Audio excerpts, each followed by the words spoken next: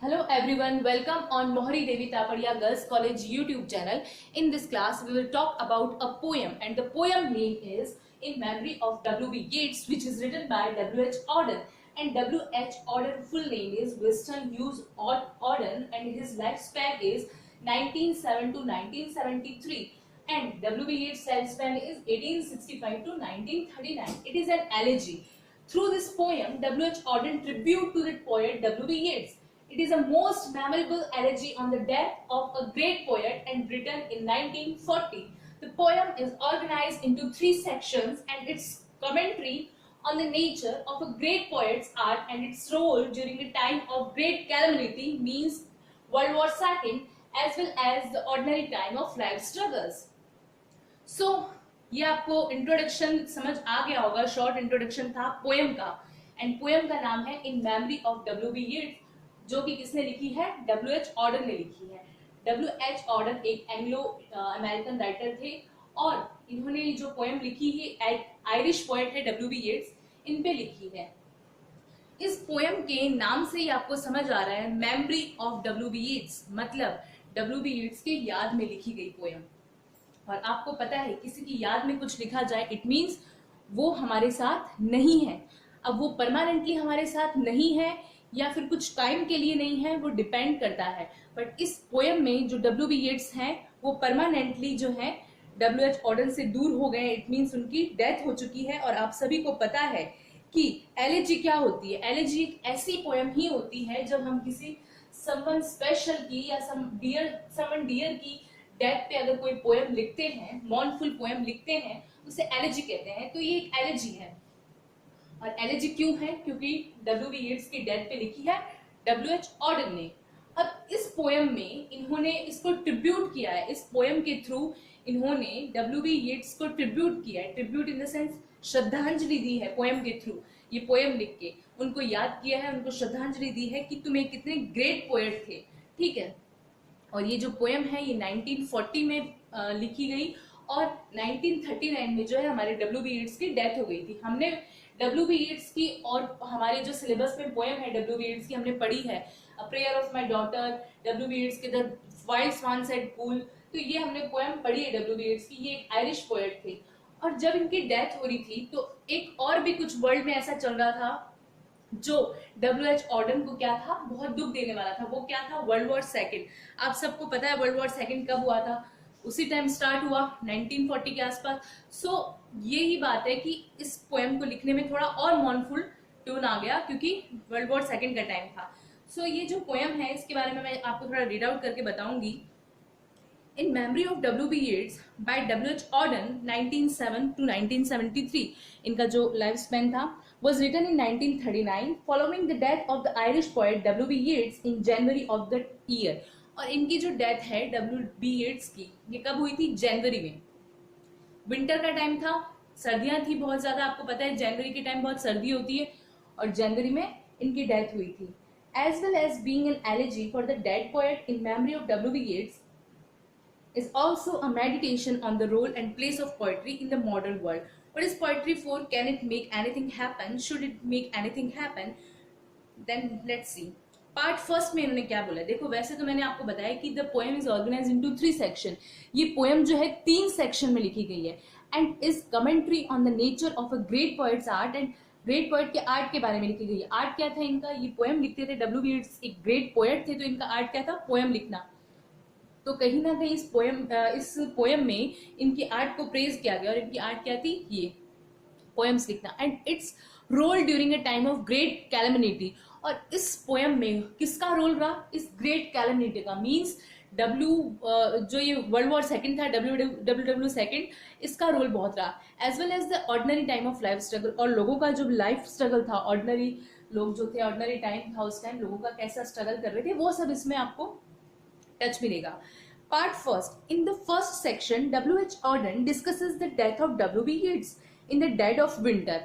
First part में इसके 3 parts है पोएम के, 3 सेक्शन में पोएम डिवाइडेड है। और फर्स्ट सेक्शन में जो हमारे पोएट हैं W.H. Auden, वो क्या बात कर रहे हैं?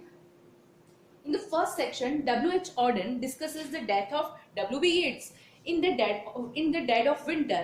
Well, Yeats did die in January after all।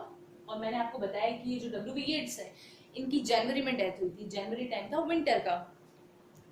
फिर a time when the brooks were all frozen over and snow made it difficult to make out the public statue.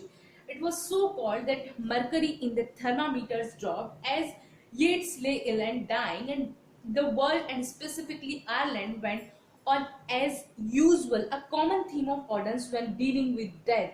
Actually देखो, जब ये पोएम लिखी गई तब क्या हो रहा था कि जो डब्ल्यू बी येट्स हैं उनकी जो डेथ हुई थी वो कब हुई थी 1939 में, और ये पोएम 1939 लास्ट या आप बोल सकते हैं कि 1940 में लिखी गई या उस टाइम पब्लिश हुई।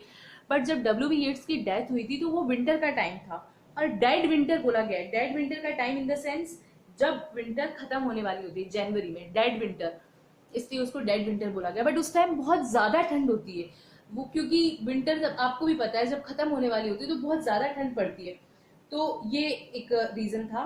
और उसके बाद हम बात करेंगे इसके टेक्स्ट की। आज हम फर्स्ट स्टेंजा इसका पढ़ लेते हैं पोएम का। देखो फर्स्ट स्टेंजा में क्या बात हो रही है। He disappeared in the dead of winter. The brooks were frozen. The airports almost deserted. आप in memory of W B Yeats poem का टेक्स्ट निकाल लो। हम टेक्स्ट पढ़ते हैं, टेक्स्ट का फर्स्ट स्टेंजा पढ़ लेते हैं। आपको मैंने बता दिया कि ये जो पोएम है ये डब्ल्यू एच ऑर्डन ने लिखी है। डब्ल्यू एच ऑर्डन का लाइफ स्पैन है 1907 टू 1973, और इस पोएम के थ्रू इन्होंने क्या किया है, ट्रिब्यूट किया है डब्ल्यू बी येट्स को, मतलब श्रद्धांजलि दी है इस पोएम के थ्रू। और ये एक एलेजी है, ये इनकी याद में लिखी गई है, डब्ल्यू बी येट्स की याद में, और आपको नाम से पता चल रहा है in memory of W B Yeats, ठीक है। और इस पोएम के 3 सेक्शन है 1940 के अबाउट ये जो है लिखी गई। हम पढ़ते हैं अब आगे इसका फर्स्ट स्टेंजा। आप देखिए टेक्स्ट में, he disappeared in the dead of winter. he disappeared, he यहाँ कौन हो गया, डब्ल्यू बी येट्स के बारे में लिखी गई है पोएम, इनकी मेमोरी में लिखी गई है, तो यहाँ ही जो है वो डब्ल्यू बी येट्स है। तो हमारा जो स्पीकर है, स्पीकर कौन है, डब्ल्यू एच ऑर्डन, जिन्होंने ये पोएम लिखी है, जो कि बहुत सैड अपने फ्रेंड की डब्ल्यू बी येट्स की डेथ पे। तो वो क्या बोल रहे हैं, he disappeared in the dead of winter, कि वो डिसअपियर हो गया इन द सेंस वो मर गया। कब, इन डेड ऑफ विंटर, जब विंटर डेड होने वाली थी, dead of winter in the sense जनवरी में, है ना, जब विंटर का लास्ट टाइम होता है जनवरी में, तब जो है इनकी डेथ हो गई। He disappeared in the dead of winter. The brook were frozen. The airports almost deserted. जो ब्रूक है, brook in the sense stream, एक छोटी नदी है ना, छोटी रिवर बोल सकते हैं आप ब्रूक का मतलब, तो वो क्या हो गई, फ्रोजन, जम गई। जब इनकी डेथ हुई तो इतनी ज्यादा सर्दी थी, he disappeared in the dead of winter, वो डिसअपियर हो गए कब, डेड ऑफ विंटर में, जब विंटर का टाइम खत्म होने वाला था, इन द सेंस जनवरी में इनकी डेथ हुई थी। 1939 जनवरी में जो है हमारे डब्ल्यू बी येट्स की डेथ हुई। तो he disappeared in the dead of winter, the brook were frozen, और उस टाइम क्या था, जो ब्रूक थी, छोटी नदी थी, वो फ्रोजन हो गई, मतलब जम गई पूरी तरह, इतनी ज्यादा ठंड थी। द एयरपोर्ट्स ऑलमोस्ट डेजर्टेड, और जो एयरपोर्ट से ऑलमोस्ट डेजर्टेड मतलब एक रेगिस्तान बन गए एयरपोर्ट। एयरपोर्ट का रेगिस्तान बन जाना, एक्चुअल में रेगिस्तान बन जाना नहीं है, मतलब क्या है, एयरपोर्ट जो थे वो भी एम्प्टी थे, वो बिल्कुल खाली थे, वहां पे लोगों का आना जाना नहीं चल रहा था, क्योंकि इतनी तेज सर्दी थी कि कोई भी आना जाना नहीं कर रहा था, मतलब बहुत ज्यादा जो है विंटर का टाइम था, बहुत ज्यादा कोल्ड डे था। कब, he disappeared in the dead of winter, the brook were frozen, the airports almost deserted, and snow disfigured the public statue. Snow ने क्या कर लिया था, डिसफिगर्ड कर लिया था किसको, पब्लिक स्टैच्यू। आपको सबको पता है, हम कहीं भी जाएंगे, कहीं मोहल्लों में, तो कई बार हमें दिखता है कि महात्मा गांधी का स्टैच्यू लगा हुआ है, या कोई भी आपको किसी ग्रेट सेलिब्रिटी का, ग्रेट पर्सन का स्टैच्यू लगा हुआ मिल जाएगा। बट वो ये कह रहे हैं उस टाइम इतनी सर्दी थी कि जो पब्लिक स्टैच्यू था वो किसी का भी लगा हुआ था, उस पर भी बहुत ज्यादा बर्फ जम गई थी। And snow disfigured the public statue, snow ने उसे उस पब्लिक स्टैच्यू को पूरी तरह ढक लिया था। The mercury sank in the mouth of the dying day, the mercury sank, the mercury जो थी, मर्करी कौन सी, जो थर्मामीटर होता है उसकी, उसके अंदर का जो पार्ट होता है मर्करी, तो बोला जा रहा है the mercury sank in the mouth of the dying day, ये जो डाइंग डे, खत्म होने वाला दिन, इन द सेंस जब हमारे डब्ल्यू बी येट्स की डेथ हो रही थी, तो क्या हुआ, what instruments we have agree the day of his death was a dark called day, कि हमने सारे इंस्ट्रूमेंट जितने भी अगर कोई कोल्ड को नापने का अगर कोई भी इंस्ट्रूमेंट होगा, अगर हम सारे भी लगा लेंगे तो भी हमें यही फील होगा कि वो जो दिन था वो बहुत ज्यादा सर्द दिन था, बहुत ज्यादा सर्दी उस टाइम पड़ती थी। कब? जब डब्ल्यू.बी. येट्स की डेथ हुई, कब? 1939 जनवरी में। ठीक है, तो he disappeared in the dead of winter. The brooks were frozen, the airports almost deserted, and snow disfigured the public statue. The mercury sank in the mouth of the dying day. Dying day. The instruments we have agree that day of his death was dark all day. ये हमने आज कुछ lines पढ़ी है इसकी। Next stanza में हम इसका जो फर्स्ट स्टेंजा है वो भी काफी बड़ा है। नेक्स्ट वीडियो में हम इसकी रिमेनिंग लाइंस पे बात करेंगे।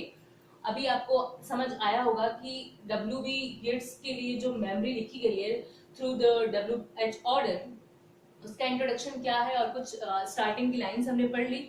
आप है जो इस वीडियो को देखें विद टेक्स्ट, आपको समझ में आ जाएगा। Thank you so much.